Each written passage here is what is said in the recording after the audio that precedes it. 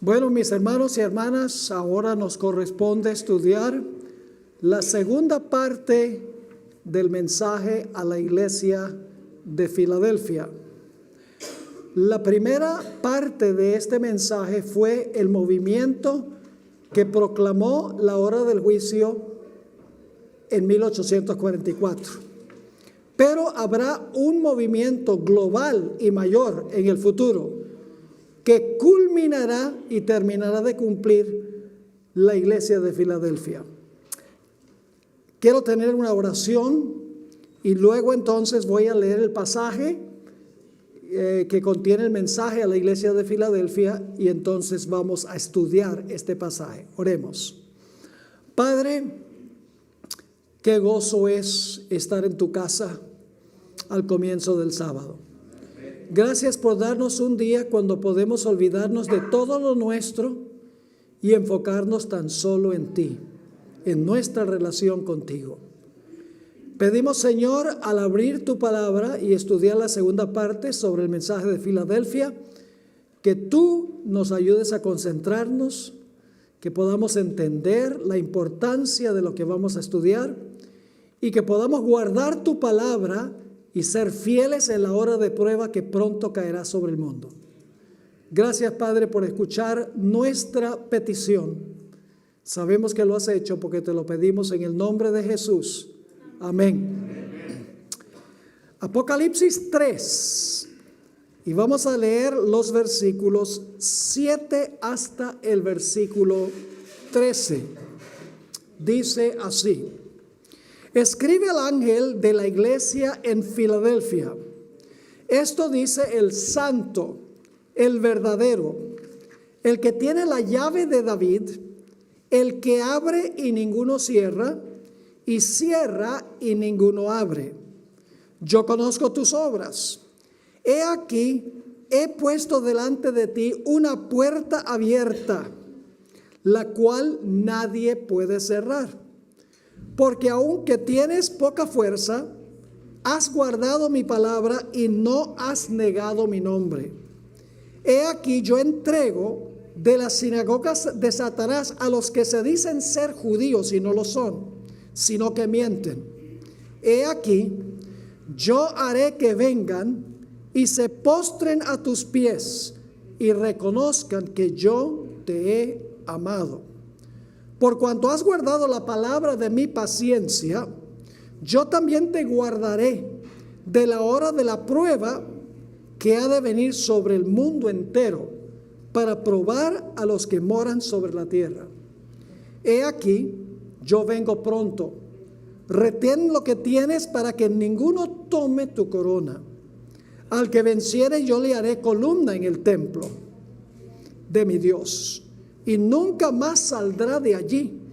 Y escribiré sobre él el nombre de mi Dios y el nombre de la ciudad de mi Dios, la nueva Jerusalén, la cual desciende del cielo de mi Dios, y mi nombre nuevo. El que tiene oído, oiga lo que el Espíritu dice a las iglesias. Este es el mensaje a la iglesia de Filadelfia. Estudiamos la primera parte. Ahora nos incumbe estudiar el cumplimiento final del mensaje a esta iglesia. Ahora, cuando terminamos la última vez, nos dimos cuenta que los mileritas no estaban todavía preparados para encontrarse con su Señor. Vamos a leer nuevamente esa cita que se encuentra en el Conflicto de los Siglos, página 420 y 421. A pesar de que fueron muy fieles a Dios, guardaron la palabra de Dios, tuvieron perseverancia ante Dios, faltaba algo. ¿Qué es lo que faltaba? Dice la cita así: pero el pueblo no estaba aún preparado para encontrarse con su Señor. Todavía le quedaba una obra de preparación que cumplir. Debía serle comunicada, ahora fíjense, muy importante, debía serle comunicada una luz que dirigiría su mente ¿a dónde? Hacia el templo de Dios en el cielo, Y mientras siguiera allí por fe a su sumo sacerdote en el desempeño de su ministerio, se le revelarían, ¿qué cosa? Nuevos deberes. Había de darse a la iglesia otro mensaje de advertencia e instrucción. Es decir, sus mentes debían dirigirse al lugar santísimo del santuario celestial, y de allí Dios le iba a revelar a los que pasaron por esta prueba y los que van a vivir al final de la historia nuevos deberes. Ahora, ¿por qué no estaban listos para la venida de su Señor? Vamos a leer un par de citas, en realidad 3 citas del Espíritu de Profecía, sobre por qué tenía Dios que revelarles verdades que ellos no habían comprendido bien. La primera cita la encontramos en el Conflicto de los Siglos, página 420 y 421. Escuchen con cuidado esta cita tan importante. Los que vivan en la tierra, que son los 144,000, dicho sea de paso, los que están vivos cuando Jesús venga, los que vivan en la tierra cuando cese la intercesión de Cristo en el santuario celestial, deberán estar en pie en la presencia del Dios Santo sin un mediador.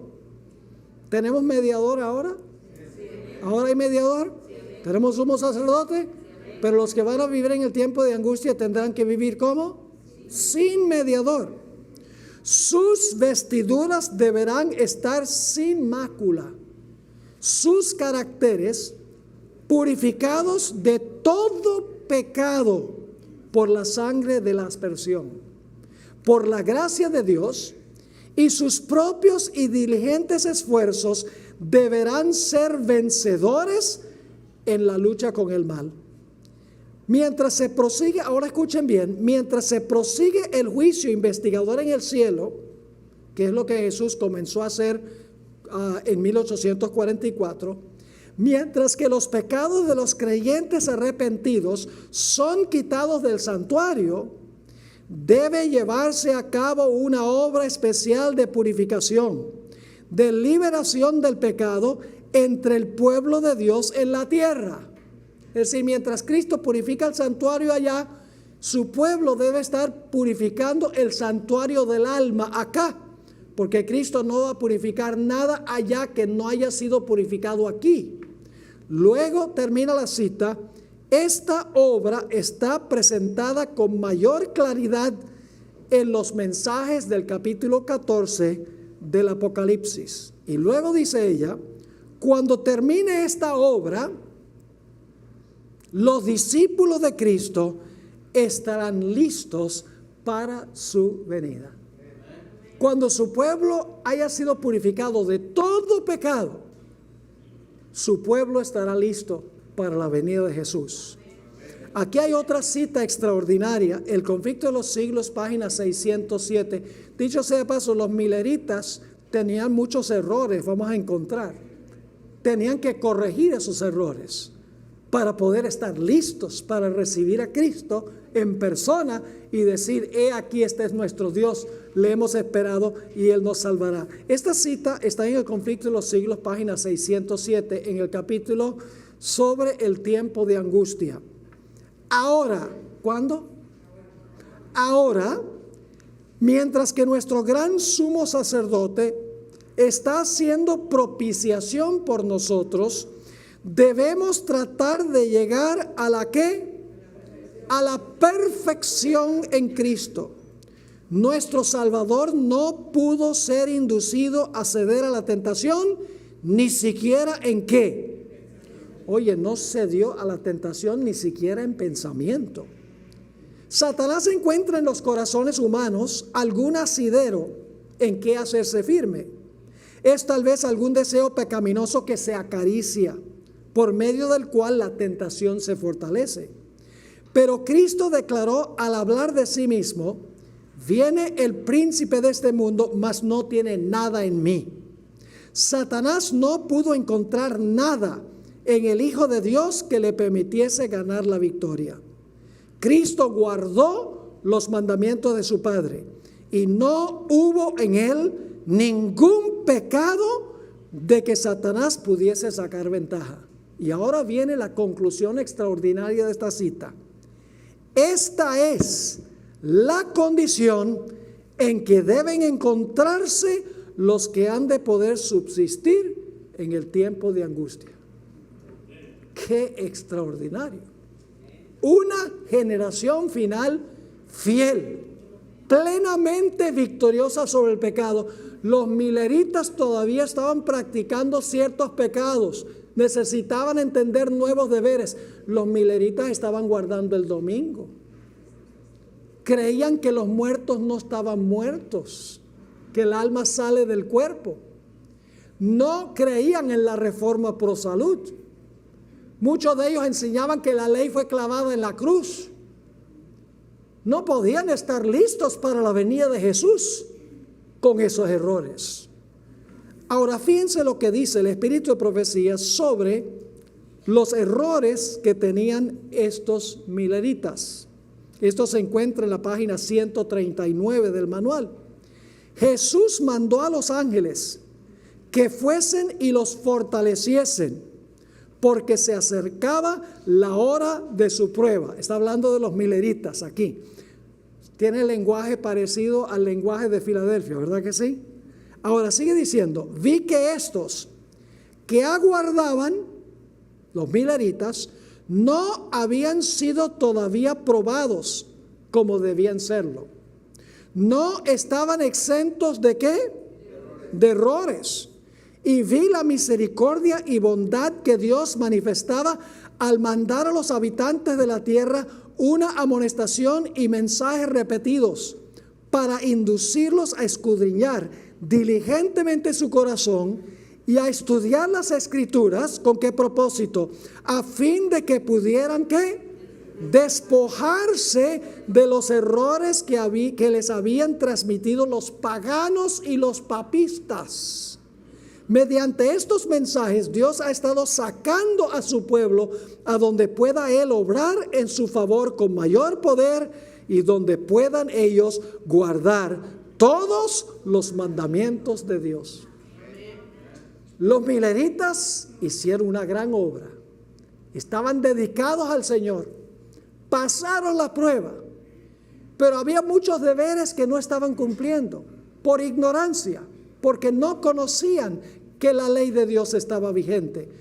No sabían que el sábado era el día de reposo, que había que cuidar la salud, que el juicio de los muertos estaba a punto de comenzar. Ellos no sabían nada de eso.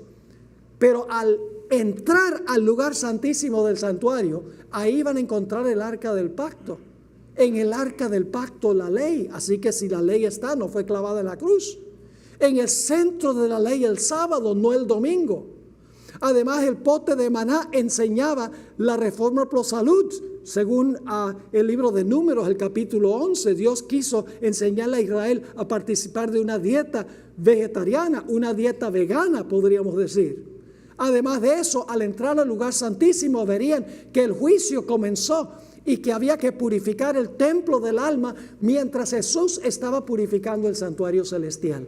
Esos eran los nuevos deberes que tenían que aprender para que Dios pudiera tener un pueblo plenamente listo, victorioso sobre todo error, sobre todo pecado, y poder estar listos para la venida del Señor Jesús. Dios tenía que revelarle a los mileritas nuevos deberes. Y estos deberes se revelaban en el lugar santísimo del santuario celestial. Ahora, durante el juicio de los vivos, porque en 1844 comenzó el juicio de los muertos, durante el juicio de los vivos se proclamarán con poder ilimitado en todo el mundo todas las verdades que se hallan en el lugar santísimo. Los mileritas no predicaron todas las verdades, porque no entraron al lugar santísimo con Jesús. Pero al final de la historia, cuando esté por comenzar el juicio de los vivos, todas las verdades del lugar santísimo saldrán a relucir en la predicación del pueblo de Dios.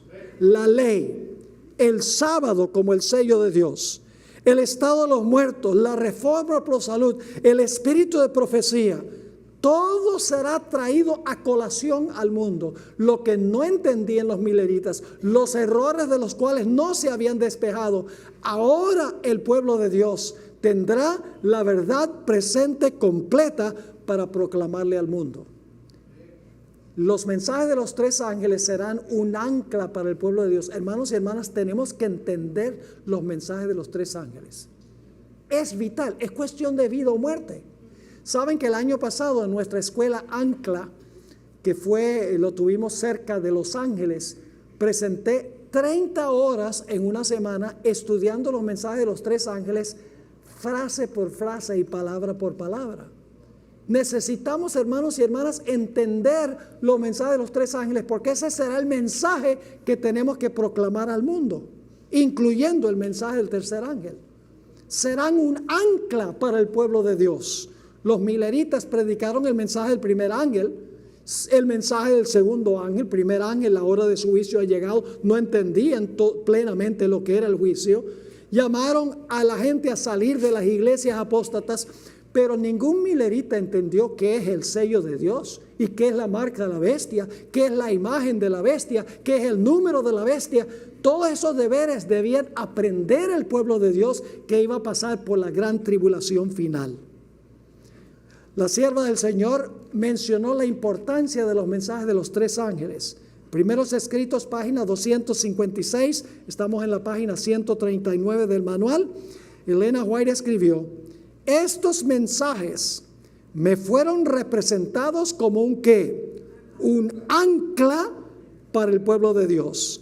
Quienes los comprendan y acepten quedarán libres de verse arrastrados por los ¿qué? Por los muchos engaños de Satanás. Los mensajes de los tres ángeles son un ancla para el pueblo de Dios.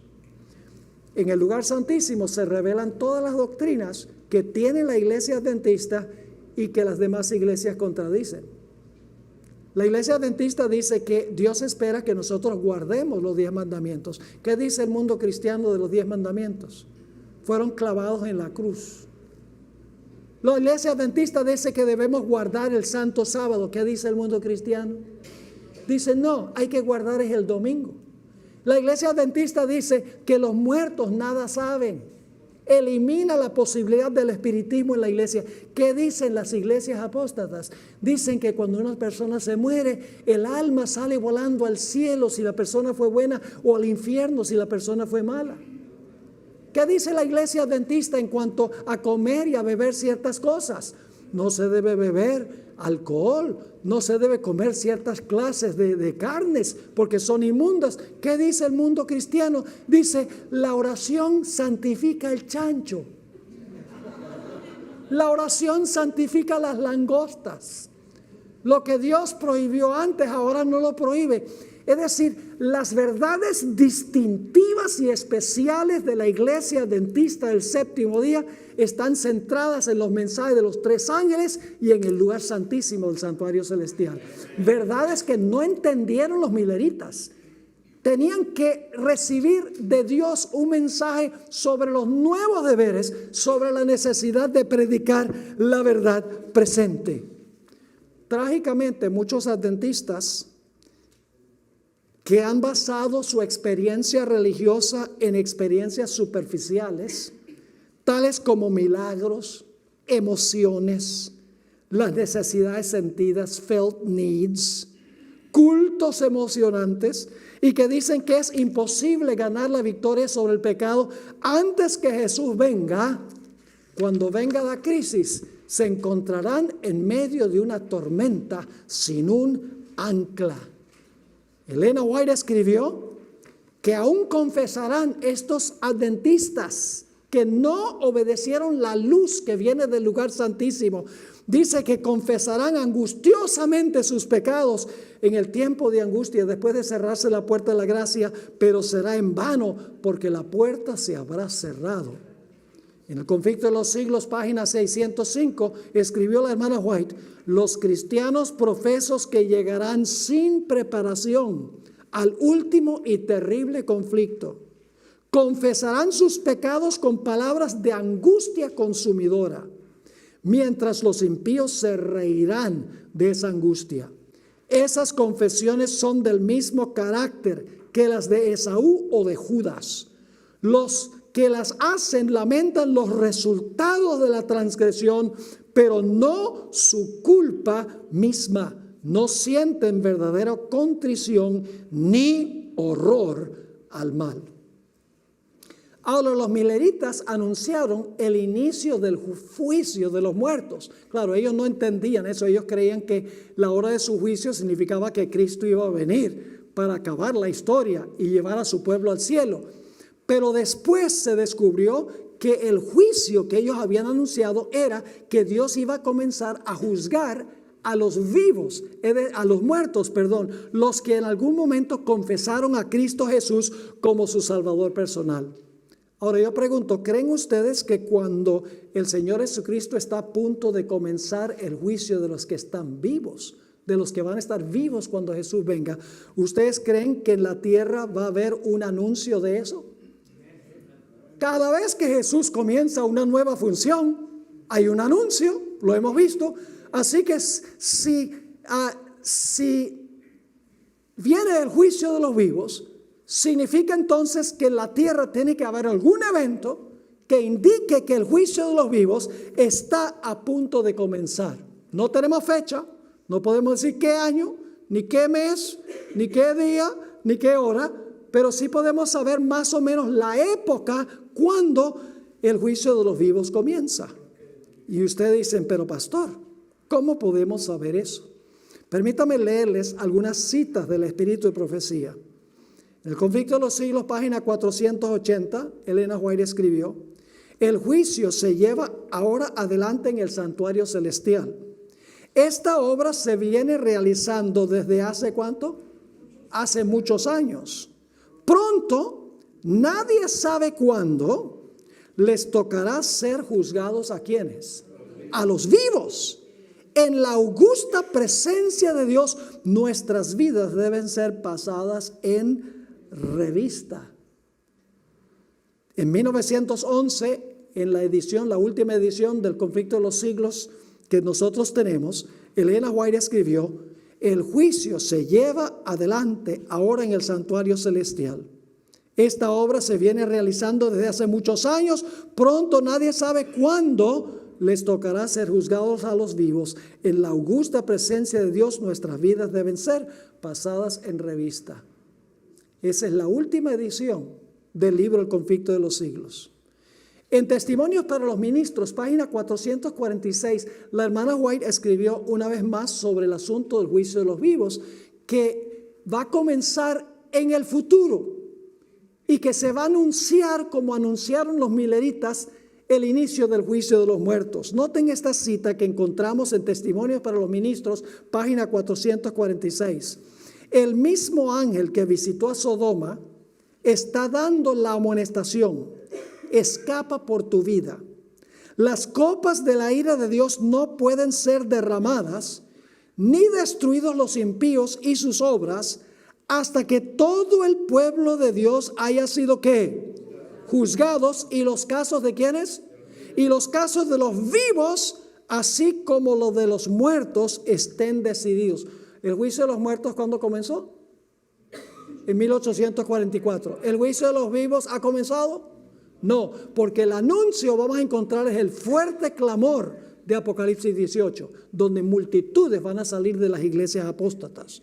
Sigue escribiendo la hermana White: y aún después que los santos hayan sido sellados con el sello del Dios vivo, es decir, cuando se les juzgue y se les ponga el sello, cuando pasen victoriosamente el juicio, sus elegidos pasarán individualmente. ¿Por qué? Por pruebas. Vendrán aflicciones personales, pero un ojo que no permitirá que el oro sea consumido vigila el horno estrechamente. La indeleble marca de Dios está sobre ellos. Puede afirmar que su propio nombre está escrito allí. Ahora fíjese que se va a referir a la iglesia de Filadelfia, el mensaje a Filadelfia. El Señor los ha ¿qué? Sellado. Son los vivos los que van a ser sellados al final. Su destino está escrito, ¿qué cosa? Dios, Nueva Jerusalén, son propiedad del Señor, su posesión. Se refiere Elena G. de White a este grupo final, el juicio de los vivos, los que reciben el sello de Dios, como los que reciben las promesas que se le hicieron a Filadelfia. Cita los mismos versículos en relación con los que van a estar vivos al final de la historia. Ahora, la pregunta clave es, ¿será que Dios va a tener a un pueblo que va a anunciar el inicio del juicio de los vivos? Bueno, los mileritas proclamaron lo que se conoce como el clamor de medianoche. He aquí viene el esposo, salid a recibirle. Y hubo un gran despertar en el verano de 1844. ¿Será que cuando está a punto de comenzar el juicio de los vivos, nuevamente se va a proclamar un mensaje anunciando que está comenzando el momento cuando el mundo se va a dividir en dos grupos? Absolutamente. Noten Apocalipsis 18 y el versículo 1 al 5. Este es lo que se conoce como el fuerte clamor, que es acompañado por el derramamiento de la lluvia tardía. Dice en el versículo 1, después de esto vi a otro ángel descender del cielo con gran poder. Eso significa que es con el poder de la lluvia tardía. Y la tierra fue ¿qué? Alumbrada con su gloria. ¿Va a anunciar este ángel la caída de Babilonia? Sí. Dice, y clamó con voz potente diciendo, ha caído la gran Babilonia. Es decir, la sinagoga de Satanás. Y se ha hecho habitación ¿de qué? De demonios.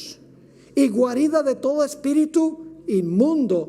Y albergue de toda ave inmunda y aborrecible. Todavía no se podía decir eso de las iglesias apóstatas en 1844. No habían llegado a este punto deplorable. Pero en el futuro llegarán a este punto deplorable donde estarán poseídas por los demonios por rechazar las verdades distintivas que se revelan en el lugar santísimo. Sigue diciendo en el versículo 3, porque todas las naciones han bebido del vino del furor de su fornicación, son sus falsas doctrinas. Y los reyes de la tierra han fornicado con ella, y los mercaderes de la tierra se han enriquecido de la potencia de sus deleites. Y oí otra voz del cielo que decía, como Babilonia está caída, lo mismo que anunciaron los mileritas antes de 1844, ¿qué llamado da Dios? Ellos dijeron, salgan de las iglesias apóstatas. ¿Se va a dar ese mensaje de nuevo? ¿Cómo no? Dice, y oí otra voz del cielo que decía, salid de ella, pueblo mío, para que no seáis partícipes de sus pecados, ni recibéis parte de sus plagas. Y las plagas se derraman después de cerrarse la puerta de la gracia, porque sus pecados han llegado hasta el cielo, y Dios se ha acordado ¿de qué? De sus maldades. Los eventos que ocurrieron durante el clamor de medianoche en 1844 se repetirán a nivel global durante el fuerte clamor del ángel que desciende del cielo con el derramamiento de la lluvia tardía. La hermana White escribió las siguientes palabras: ángeles fueron enviados para ayudar al poderoso ángel del cielo. Y oí voces que parecía resonaban por doquier y que decían, esto es el remanente final que va a proclamar esto, salid de ella, pueblo mío, para que no seáis partícipes de sus pecados y ni recibáis parte de sus plagas, porque sus pecados han llegado hasta el cielo y Dios se ha acordado de sus maldades. Luego la hermana White escribe, este mensaje parecía ser una adición del tercer mensaje que se le unía, así como el clamor de medianoche se unió en 1844 al mensaje del segundo ángel. Fíjese que está conectando el futuro con lo que ocurrió en 1844. La gloria de Dios reposaba sobre los santos pacientes y expectantes, que valerosamente daban la última y solemne amonestación para proclamar la caída de Babilonia y exhortar al pueblo de Dios a que saliera de ella a fin de huir de su terrible condición. debemos recalcar que el mensaje del primer ángel, el mensaje del juicio, se volverá a proclamar. Pero esta vez no es el juicio de los muertos que va a comenzar, es el juicio de ¿quiénes? De los vivos. Por eso se llama a los fieles a salir de Babilonia, para que estén sellados entre los vivos. Nuevamente el mensaje dirigirá la atención de los seres humanos al lugar santísimo del santuario celestial y las verdades distintivas que se encuentran reveladas allí. Es decir, el remanente final proclamará que la ley de Dios está vigente y Dios quiere que la guardemos por amor. Proclamará que el sábado es el día de reposo, que los muertos no saben nada, que debemos cuidar nuestra salud, que el juicio de los vivos está comenzando. Por eso deben salir para estar en medio del pueblo de Dios.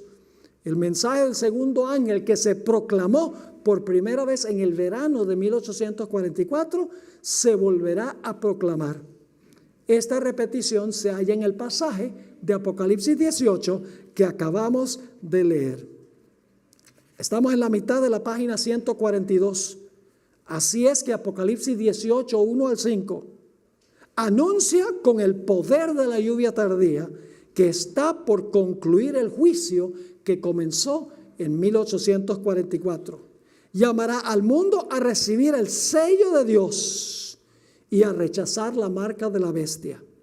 El clamor de medianoche que anunció el inicio del juicio de los muertos será un pálido reflejo comparado con el fuerte clamor que anunciará el comienzo del juicio de los vivos. En otro lugar, la hermana White mostró la relación entre el clamor de medianoche, 1844, y el fuerte clamor de Apocalipsis 18. Noten esta cita, el conflicto de los siglos, página 589. Está hablando sobre el Apocalipsis 18, 1 al 5. Estos versículos señalan un tiempo en el porvenir cuando el anuncio de la caída de Babilonia, tal cual fue hecho por el segundo ángel de Apocalipsis 14, 8, ¿se va a repetir otra vez el mensaje del segundo ángel? Sí, se repetirá con la mención que adicional de las corrupciones que han estado introduciéndose en las diversas organizaciones religiosas que constituyen Babilonia. Desde que ese mensaje fue proclamado por primera vez durante el verano de 1844. Yo pregunto, ¿el mundo cristiano ha agregado un montón de teorías e ideas raras desde 1844? Oh, sí. Sigue diciendo la sierva del Señor. Se describe aquí la terrible condición en que se encuentra el mundo religioso. Por cada rechazo de la verdad, ¿ha estado el protestantismo rechazando la verdad desde 1844? Sí. Dice, por cada rechazo de la verdad habrá mayores ¿qué? Tinieblas en sus mentes y más terquedad en su corazón, hasta que se hunda en una incredulidad empedernida. En su desafío de las amonestaciones de Dios, seguirá pisoteando ¿qué cosa? Uno de los preceptos del decálogo, hasta que sea inducida a perseguir a los que lo consideran sagrado. ¿Fueron perseguidos los mileritas? Ellos no proclamaron el sábado, proclamaron el juicio, pero fueron perseguidos. Al final de la historia, el pueblo de Dios será perseguido por muchas razones adicionales, porque habrán entrado al lugar santísimo para descubrir la verdad presente. Sigue escribiendo la sierva del Señor, se desprecia a Cristo cuando se manifiesta desdén hacia su palabra y hacia su pueblo. Conforme vayan siendo aceptadas las enseñanzas del espiritismo en las iglesias, desaparecerá el freno impuesto al corazón carnal y la religión se convertirá en un manto para cubrir las más bajas iniquidades. La creencia en las manifestaciones espiritistas abre el campo a los espíritus seductores y a las doctrinas de demonios, y de este modo se dejarán sentir en las iglesias las influencias de ángeles malos. Tremendo. Va a estar el mundo religioso mucho peor que en el tiempo de los mileritas, porque la caída de las iglesias, tales llamadas cristianas, se habrá completado la apostasía. Este mensaje del fuerte clamor será un mensaje global, alcanzará a todo el mundo. Y a veces yo pensaba cuando comencé mi ministerio, ¿cómo es que este fuerte clamor va a ir a todo el mundo? Gracias a Dios ahora tenemos las redes sociales y tenemos televisión y tenemos Zoom TV y tenemos el internet y tenemos teléfonos celulares donde en poco tiempo se puede proclamar el mensaje, este mensaje a todo el mundo rápidamente. Noten cómo Elena White describe en Primeros Escritos, página 278, cómo se extenderá el fuerte clamor, ya no solo en el este de los Estados Unidos, como sucedió con los mileritas, sino a nivel global. ¿Y saben algo interesante? ¿Saben por qué Dios estableció la iglesia adventista organizada? El propósito de la iglesia adventista organizada es sembrar en cada país del mundo adventistas para proclamar el mensaje. Ese es el propósito. Sin organización eso no es posible. Pero la organización es funcional, tiene como propósito conseguir personas en cada país del mundo para que cuando llegue el momento el mensaje se pueda proclamar en todo país del mundo. Porque Dios tendrá un pueblo en todo el mundo. Sigue diciendo la sierva del Señor. ¿Recuerdan que el mensaje de los mileritas fue como un tsunami? Lo leímos. Ahora fíjense cómo va a ser el fuerte clamor. Vi que este mensaje terminaría con poder y fuerza que excedía en gran medida el clamor de medianoche. Es decir, mucho más poderoso que el de los mileritas. Los siervos de Dios dotados con el poder del cielo, con sus rostros iluminados y refulgentes de santa consagración, salieron a proclamar el mensaje celestial.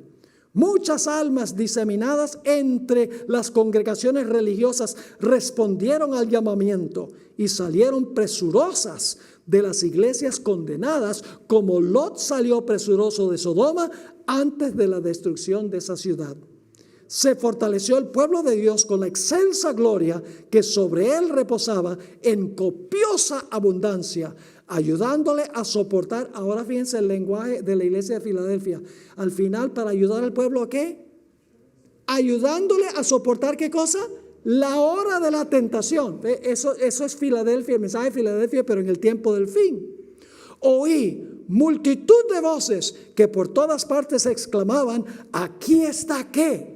La paciencia de los santos. ¿Se usa la palabra perseverancia para la iglesia de Filadelfia? ¿Cómo no? Aquí está la paciencia, mejor la perseverancia de los santos, los que guardan los mandamientos de Dios y la fe de Jesús. Y se hará llamado para que la gente salga de las organizaciones religiosas que rechazan la verdad presente para este tiempo. Noten que en el conflicto de los siglos, página 458, la sierva del Señor escribió: a pesar del decaimiento general de la fe y de la piedad, hay en esas iglesias verdaderos seguidores de Cristo. Yo pregunto, ¿hay verdaderos seguidores de Cristo en todas las iglesias? Sí, Señor.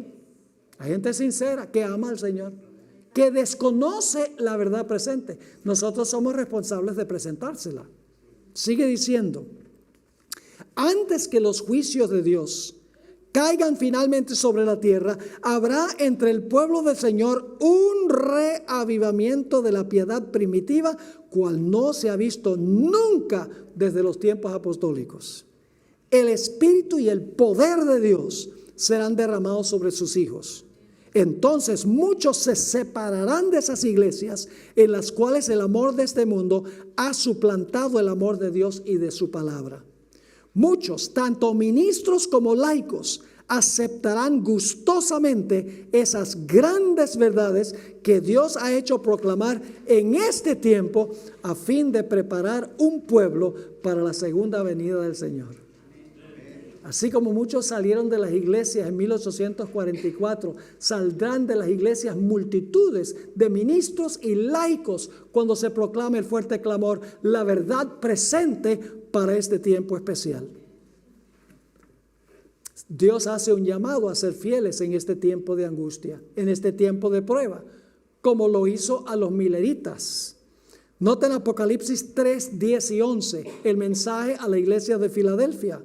Por cuanto has guardado la palabra de mi paciencia, que en realidad significa de mi perseverancia, yo también te guardaré de la hora de la prueba que ha de venir sobre el mundo entero para probar a los que moran sobre la tierra. El tiempo de angustia va a probar al pueblo de Dios. Sí, Señor. Severa y duramente será probado el pueblo de Dios. Pero yo pregunto, ¿Dios va a guardar a su pueblo? Así lo dice. Yo también te guardaré de la hora de la prueba que ha de venir sobre el mundo entero, ya no solamente sobre el este de los Estados Unidos, global, sobre el mundo entero, para probar a los que moran en la tierra. He aquí yo vengo pronto, retén lo que tienes para que ninguno tome tu ¿qué? Para que ninguno tome tu corona. Apocalipsis 13:10, hablando de esa generación final, dice: aquí está la perseverancia de los santos. Apocalipsis 14:12, la conclusión del mensaje del tercer ángel, dice: aquí está la perseverancia de los santos. ¿Y qué más? Los que guardan los 9 mandamientos de Dios. No, 10. Los que guardan los mandamientos de Dios, inclusive ¿cuál? El sábado y la fe de Jesús. Fíjense lo que dice Mateo 24 y el versículo 21 y 22.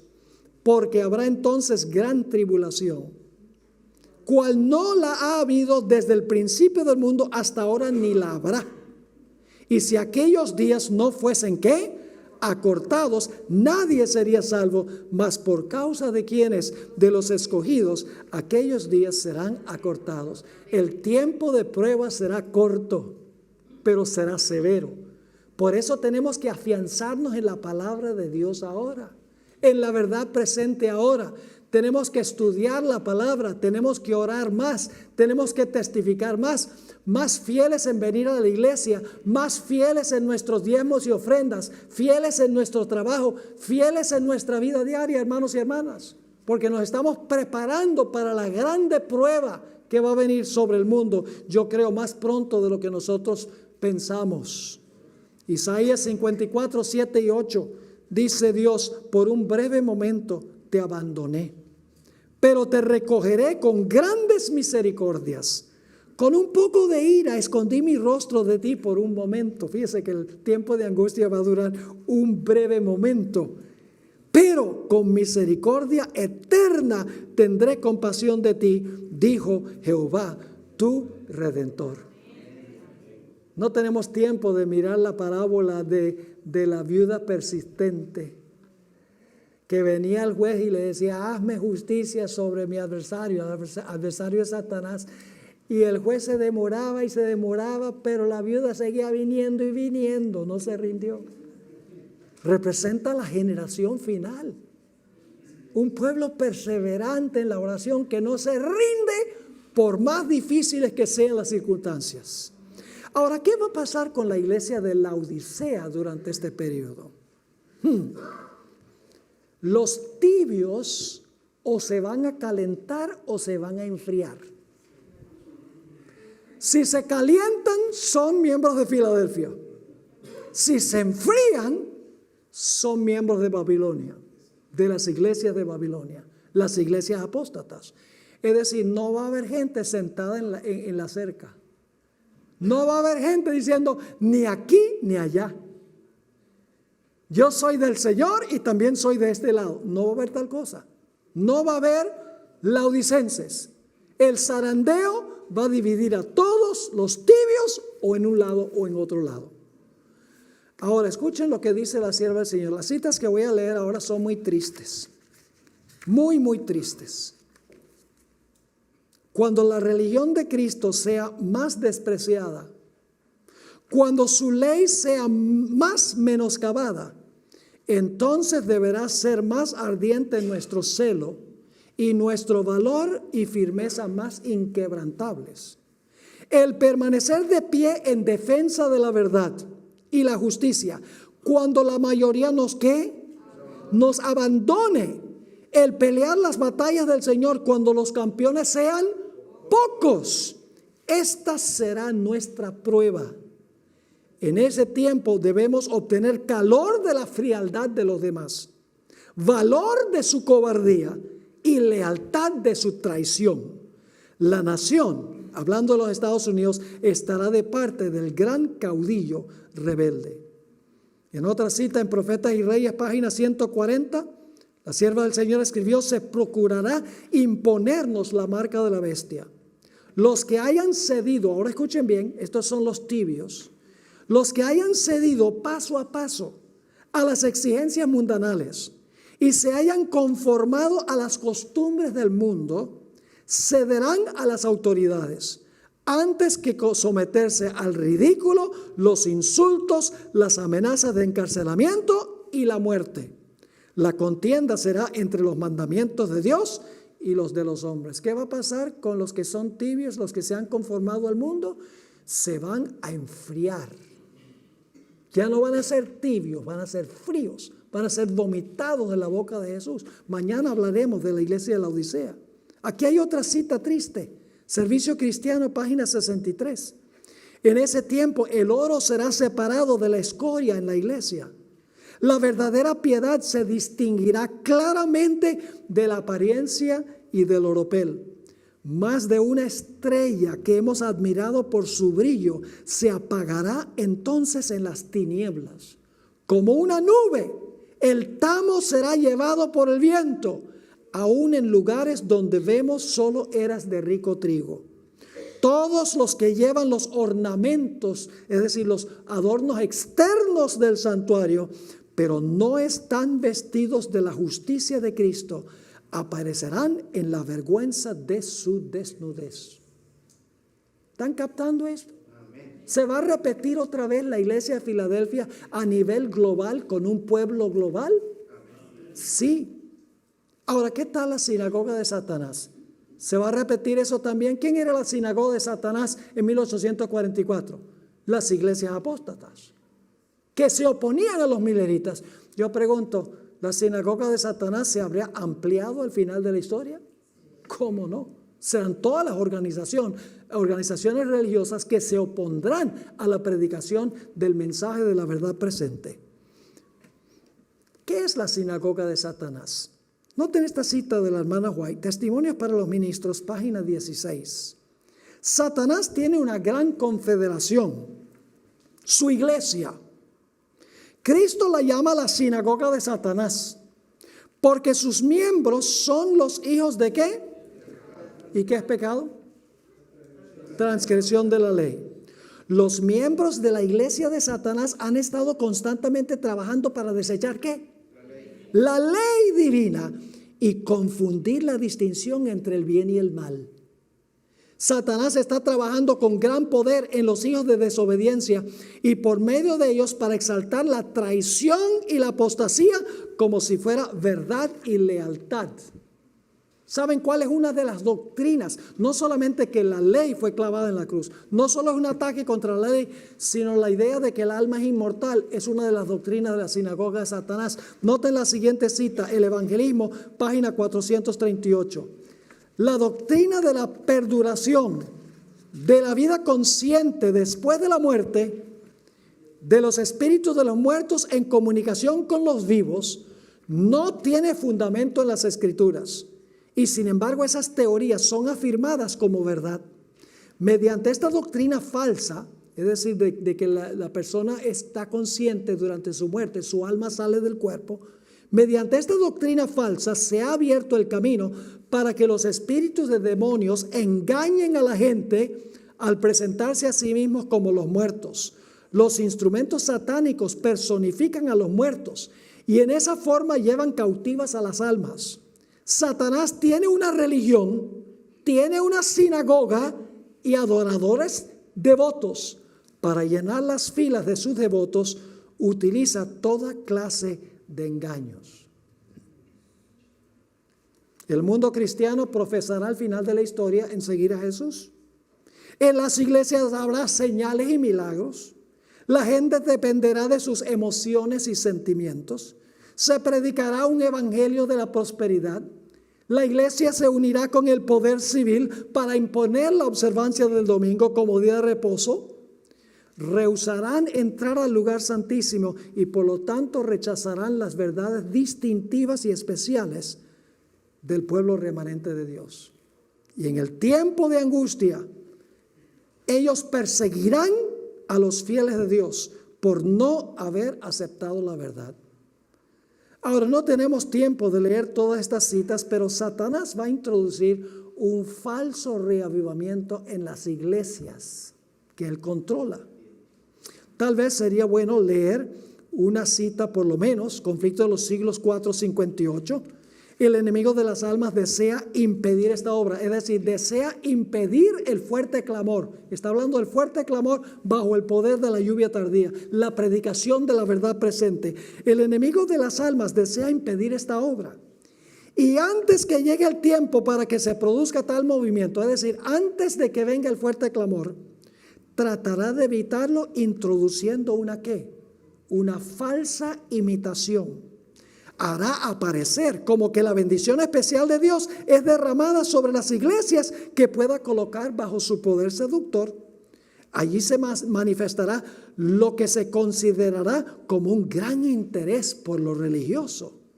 Multitudes se alegrarán de que Dios esté obrando maravillosamente en su favor, cuando en realidad la obra provendrá de otro espíritu.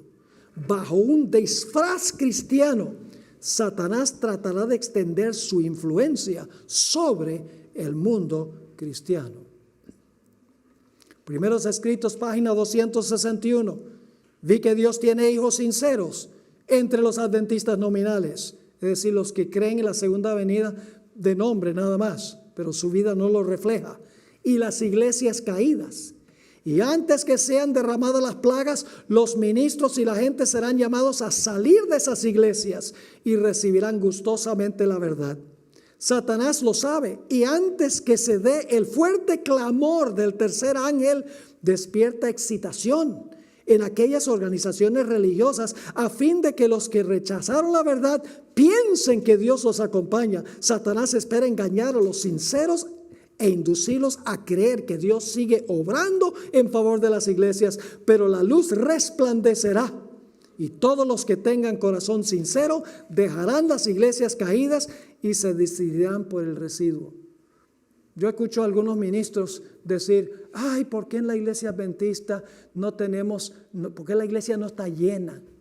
Y la gente no levanta las manos, y la gente no baila en la iglesia, y la gente no muestra emoción en la iglesia. Hermanos y hermanas, lo que distingue a la iglesia de todas las demás iglesias es el mensaje. Esta iglesia está centrada en el mensaje. No está centrada en emociones, porque las emociones pueden cambiar de la noche a la mañana. Pero el mensaje de la iglesia nunca cambia.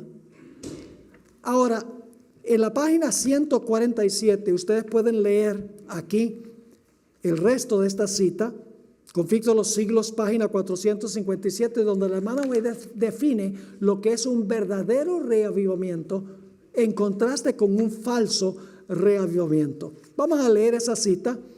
Estamos ya llegando al final de la presentación, pero vamos a ver hasta dónde nos llega el tiempo. Pero muchos de los reavivamientos de los tiempos modernos han presentado un notable contraste con aquellas manifestaciones de la gracia divina que en épocas anteriores acompañaban los trabajos de los siervos de Dios. Es verdad que despiertan gran interés, que muchos se dan por convertidos y aumenta en gran manera el número de los miembros de las iglesias. Las iglesias están llenas. Claro, porque es emocionante y tienen toda clase de películas y cosas que apelan a las emociones. Pero la gente no quiere escuchar el mensaje que exige algo. Sigue diciendo, es verdad que despiertan gran interés, que muchos se dan por convertidos y aumenta en gran manera el número de los miembros de las iglesias. No obstante, los resultados no son tales que nos autoricen para creer que haya habido un aumento correspondiente de la verdadera vida espiritual. La llama que alumbra un momento se apaga pronto y deja las tinieblas más densas que antes. Los reavivamientos populares son provocados demasiado a menudo por llamamientos a la imaginación que excitan las emociones y satisfacen la inclinación por lo novedoso y extraordinario.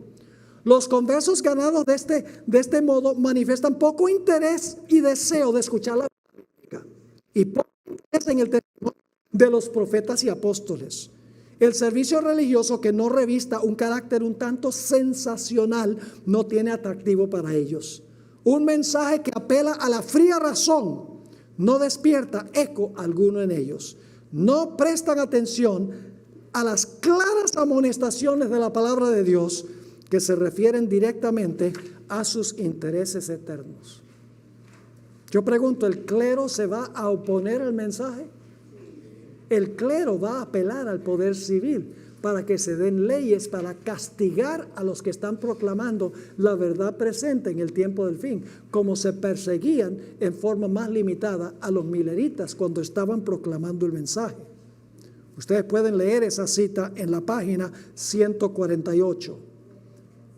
En la siguiente cita, que no tenemos tiempo de leer, la siguiente cita, Conflicto en los Siglos, 547. Ustedes tienen el manual. Si no tienen el manual, consígalo. Es vital que lo estudien, porque tiene un mensaje muy importante para este tiempo.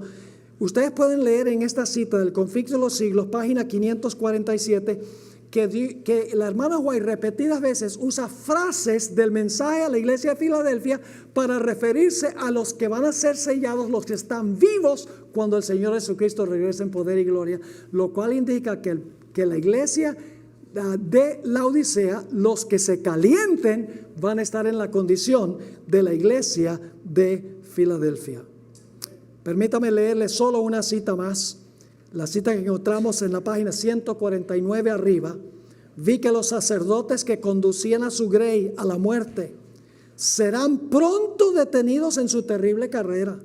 Se acercan las plagas de Dios, pero no bastará que los falsos pastores sean atormentados por una o dos de esas plagas.